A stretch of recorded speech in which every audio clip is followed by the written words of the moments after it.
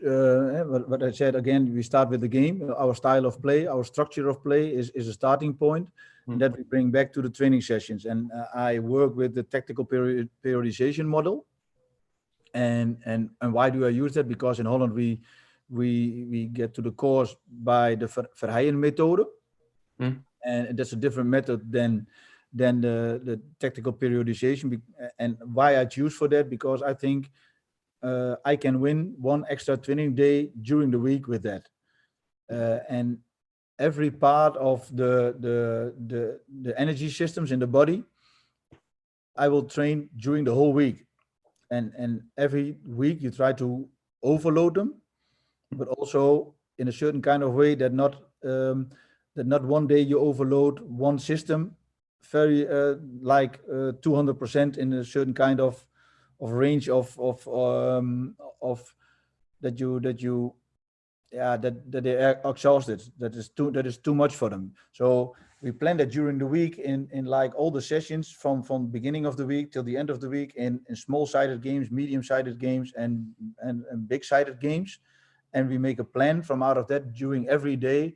What do they need?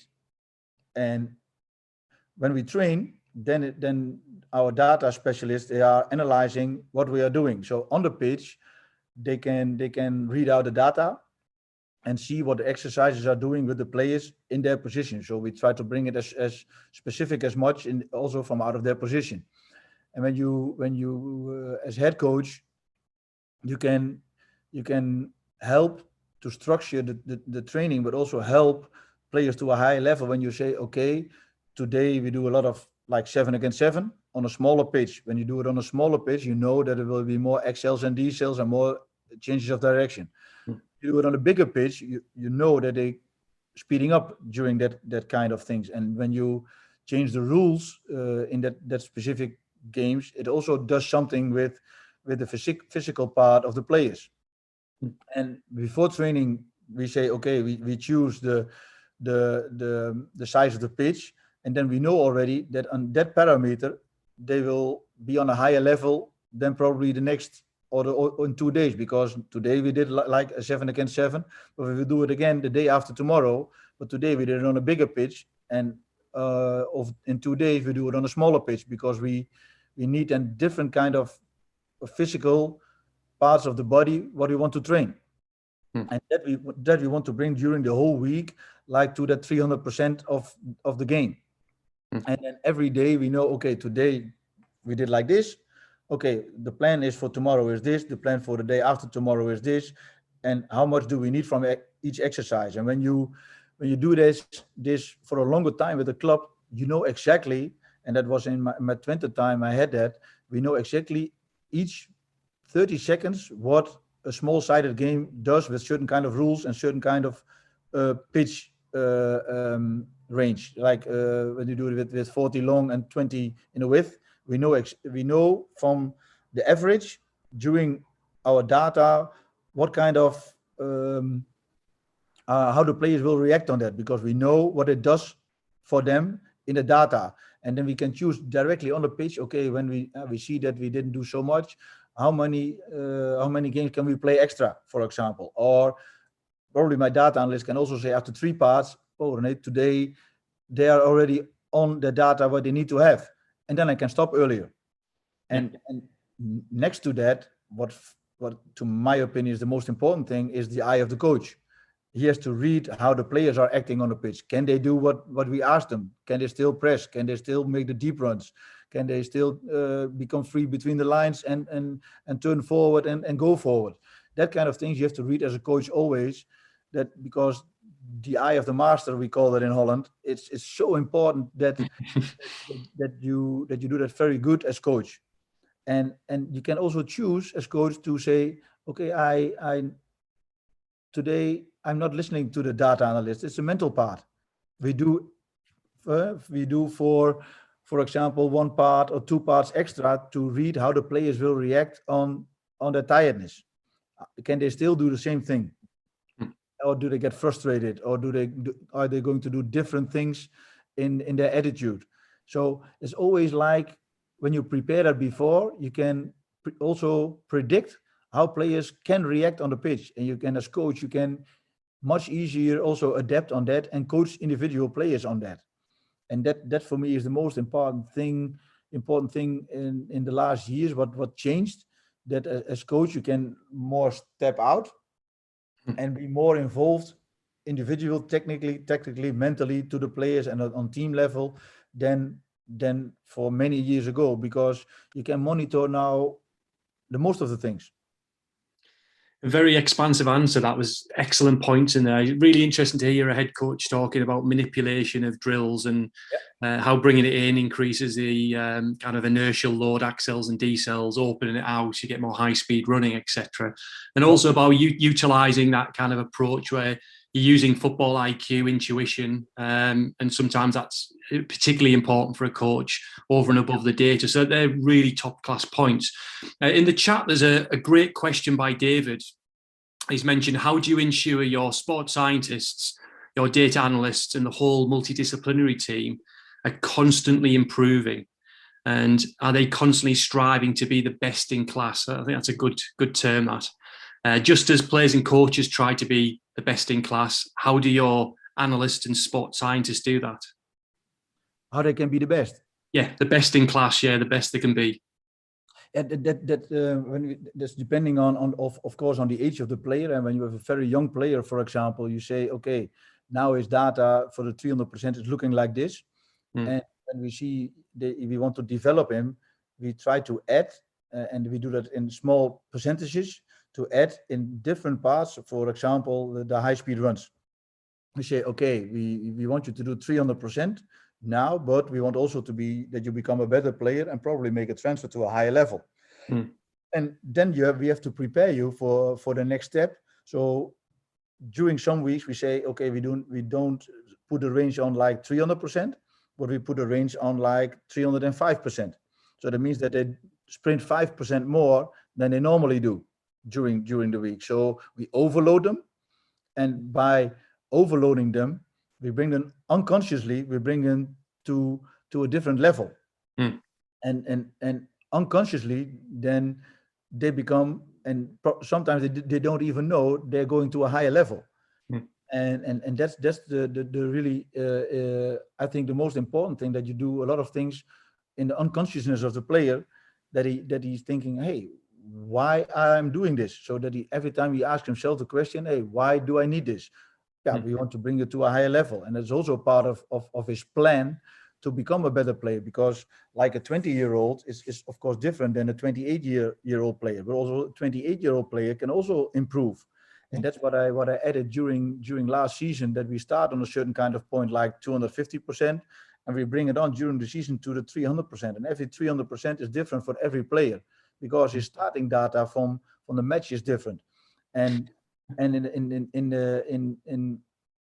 how you get out the best of those players, that every time we monitor them and we make the confrontation with them, hey, on this moment you didn't do enough. And also we can see that on the pitch, when we see, hey, some players are not coming to the level we need, we have to ask ourselves the question as coach, hey, then the exercise is not good enough. Rene, sorry to interject. I think what David was on about, I think he was alluding to players, but also more so the staff, because obviously you're the leader within the football club and you've got staff under you that you lead. How would you strive to kind of make them better, the best analysts, the best sports scientists that you can be? So I can imagine it's similar principles in a way, but how do you do that as the leader of the organisation in some ways? Every time on a daily basis or on a weekly basis, I want to try to explain how I do that. Every day when we come on the club, we are coming together as staff, and we know for during the whole week already what we want to do, and from out of that part, each staff member has his own responsibility. One is responsible for the football data, one for the nutrition, one for as a physio for the power training, and each member of the staff, I ask constantly, how can we improve? Bring me every month, bring something on, what can help us to improve the player? And we bring that in discussion. So I try to let them think about how can we bring ourselves and also then the players. But to my opinion, it starts always with the staff. The staff has to give the good example. When the knowledge is not good in the staff, the players won't improve. So every time we ask each other the question, also when we are with the staff together, but also when I do it individually with the staff members, how can we bring some extra things on? Also now what we changed is that some parameters we see that they're coming a lot of times above the 300%. And we say, hey, how is it possible? Do we do too much this or too much that? Then I ask the question, how is it possible? Do we have to change the ranges in that? Is there still other players still capable to do that without that the chance on injuries are growing?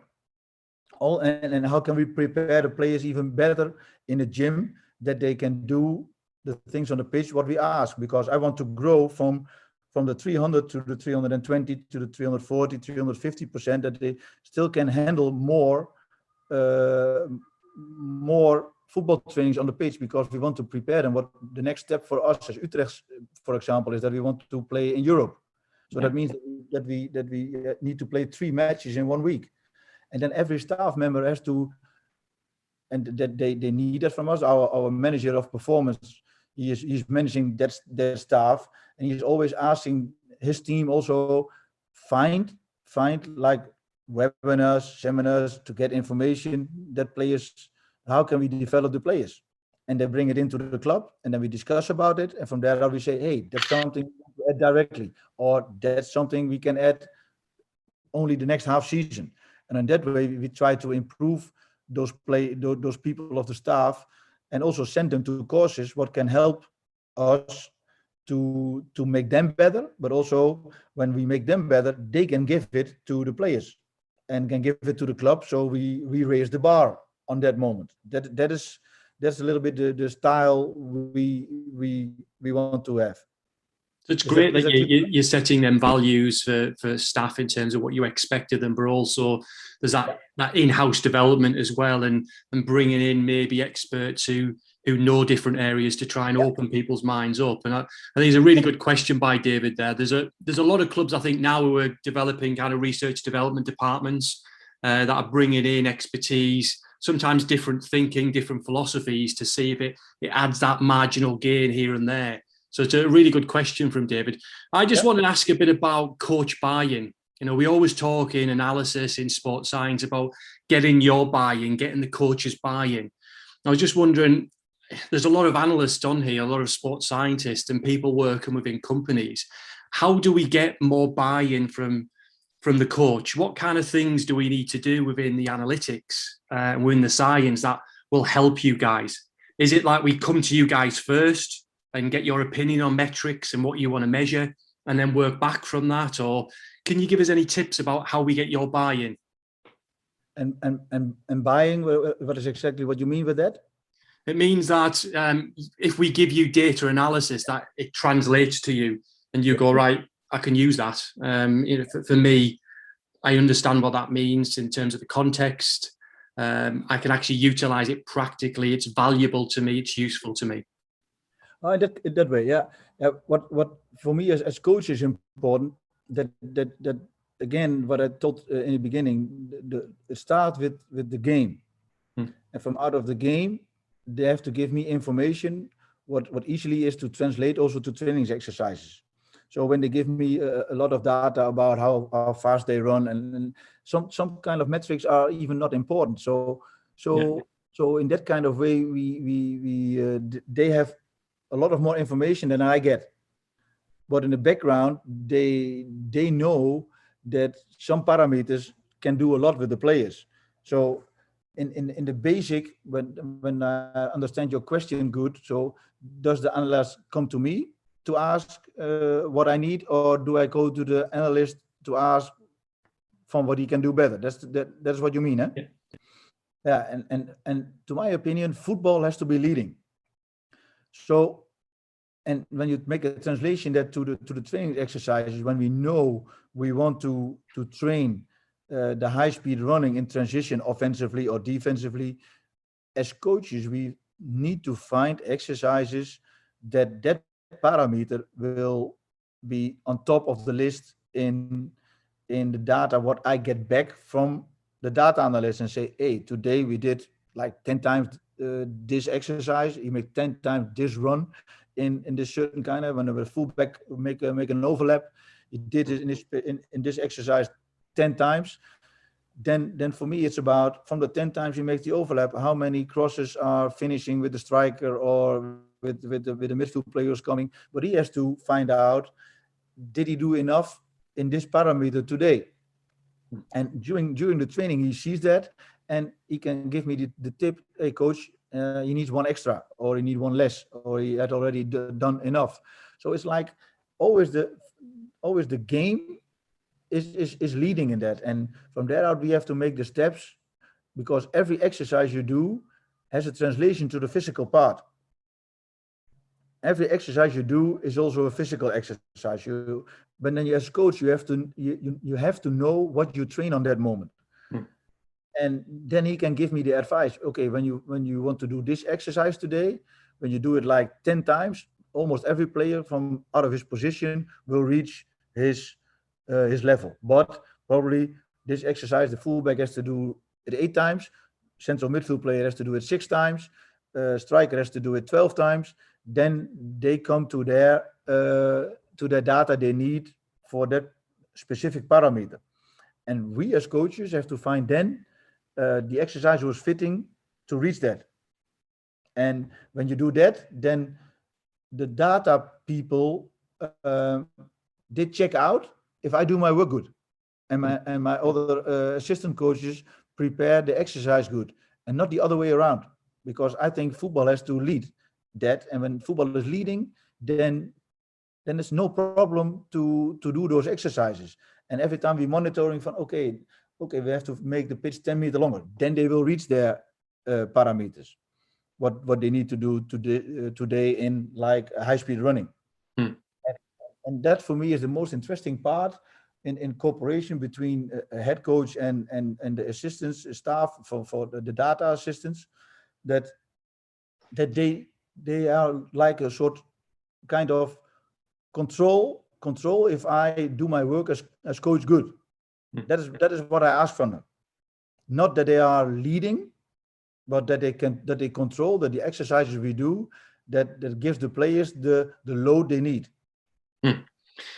And one of the questions I was going to ask you is in and around video, because video for me is the kind of language of coaches, really. You show them video and you can really interact with them on a really high level. And the level of knowledge of a coach, for me, tactically, is just on a different level to a lot of people within the game on the analysis side. It really is on another level. I was just wondering how you use video. Is it maybe a feedback tool, or scouting the opposition? Do your analysts use telestrations? Do they stitch graphics like beams of light on players? So how do you use video? Video, we use it during the whole week and every day.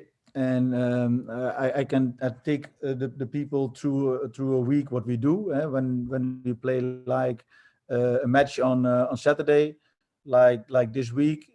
Our week started yesterday on Tuesday, and normally, no, I think I bring it around. It starts after the game. So we play on Saturday. Sunday we have recovery training.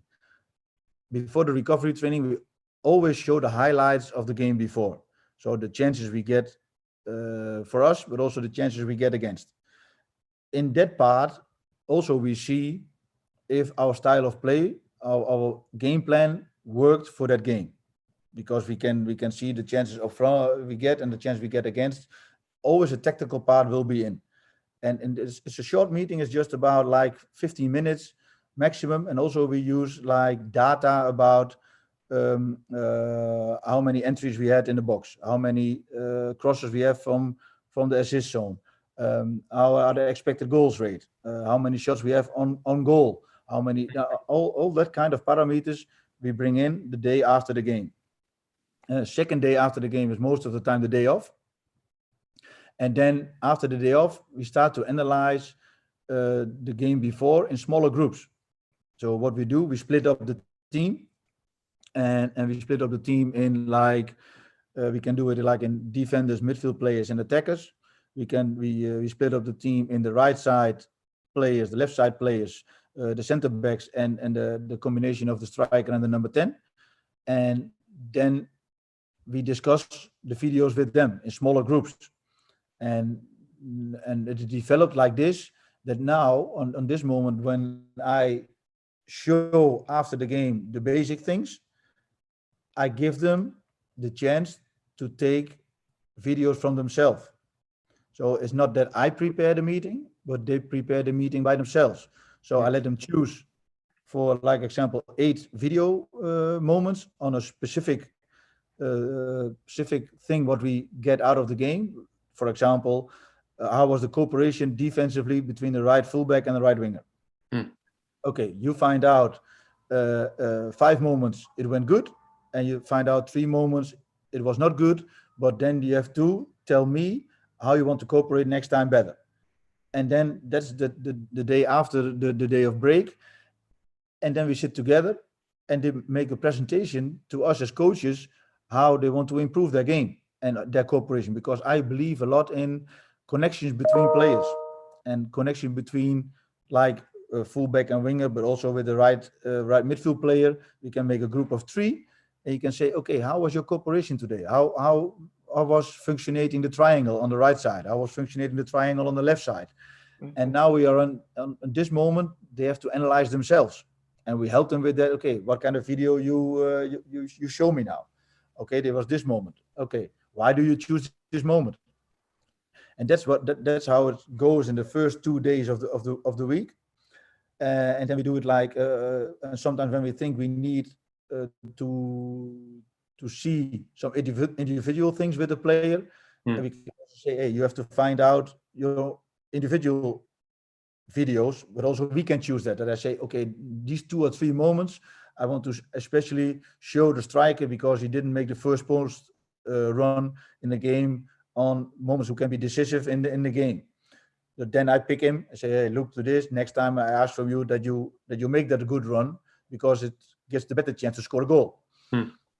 And then the after the first 2 days of the week, then the last game is over. And then it starts the preparation for the next opponent. So 2 days before the next game is coming. So when you play on Saturday, on Thursday, we show the analysis of the next opponent. Yeah. We show how they attack. We show their formation in attack. We show their defensive style. Is it like a high press, a low press? And then that part, we show them also. When we think there is some data, what we think, hey, they attack more from the right, or they attack more from the left, or they score a lot of goals out of set pieces, or that kind of things. And when that kind of data is available, we take it with us also. And in an unconscious way, we bring the tactics of the opponent already into the training sessions already in the first 2 days. That we find out exercise, that we say, hey, when we need this in this game against them, we have to bring this into the training sessions. And the 2 days before the game, we go on the pitch and make the 11-11. For the tactical part, I asked them, what did we train the last 2 days? Yeah, we train the press with 9 and 10, for example, because we want to press them high because the center backs are not so good in build-up, for example. And then they said, yeah, but we already trained that in the last 2 days. And then they can make an easier transition from what they already trained. They see the video of the opponent and they see, hey, how do they defend? How do they attack? What are our chances during in that game? Where has to be the accent? They know already from the first 2 days the accent we train. Also in set pieces. And in the last day before the game, we show them the analysis of the set pieces. And already in the 11-11, 2 days before the match, we trained already the set pieces in the training. But every time, unconsciousness, I want to show them already some actions, what we need in the game, and the days after, then we use it in the training sessions. And on match day, it's like, make a summary of the key points, what we need in the game. And so every meeting will cost me maximum 20 minutes. But every day I want to give them a short part, but otherwise when you do a meeting like for an hour, they lose their focus, they lose their concentration, and they don't pick it up.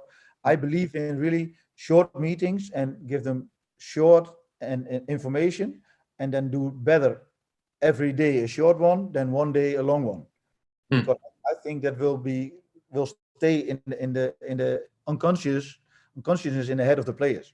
Yeah, some interesting points there. You've mentioned a couple of times about conscious and subconscious, unconscious thinking, which again is an interesting point. I just wanted to ask, see if we can get maybe two questions in from some of our attendees. One's mentioned about if you've got a manager who's got a fairly set kind of stylistic way of playing the game, is it important to have members within the team who maybe think a little bit different tactically and are more open-minded about tactics and how they evolve? I think that's what Claes Anderson's mentioning there in the comment. But I just wonder if you could give us some information about, is it important to have people around you have different opinions about stylistic ways of playing football?